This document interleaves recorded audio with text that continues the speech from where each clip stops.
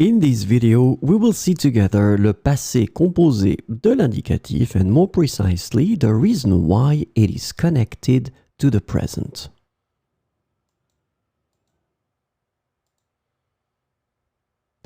So, passé composé is a really useful tense that normally we should master if we really want to interact in French with French-speaking persons. And the way to construct it is, if I make it simple, first part will be the auxiliary, avoir, or then être. They should be conjugated in the present tense, and then second part, because it's a compound tense, it should be your verb in the participe passé form, so the past participle. So this is the way we build this passé composé. If you're not really sure about how to make it, I made a big video on that, so I really invite you to have a look at it. But the important thing here is that avoir or être, so the first part of this compound tense, will be in the present form. So it will be the present tense, le présent de l'indicatif.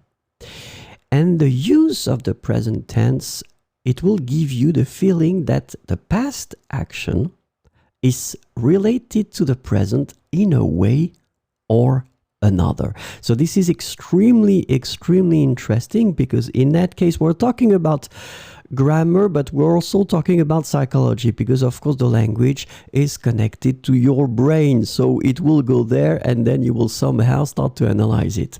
And the fact that we're using avoir or être in the present will give us always this feeling that somehow this action is related to the present.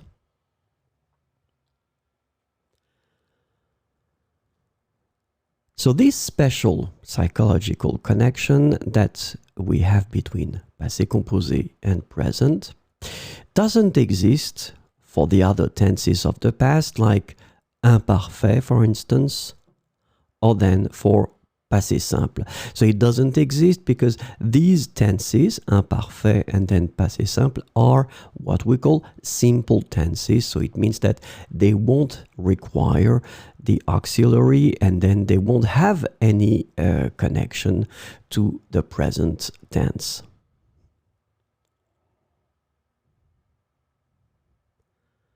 But the interesting thing is that the special psychological connection between passé composé and the present does exist also for le passé récent. So remember that le passé récent, we are using the verb venir, we put the preposition de, it should be in the present form, and then we put the verb in the infinitive. So this structure, it's to usually express this it just happened concept. And the fact that we are using venir in the present tense will also give us this feeling that it is connected to the present. And the third tense that will be somehow in the same category will be le futur proche. Le futur proche, remember, it will be constructed with the verb aller. That should be also in the present tense, so aller, and then your verb should be in the infinitive. And same thing here, because aller is conjugated in the present tense, we really have the feeling that it is the future, but it is the near future, and it will happen most certainly. So that's the interesting thing about it.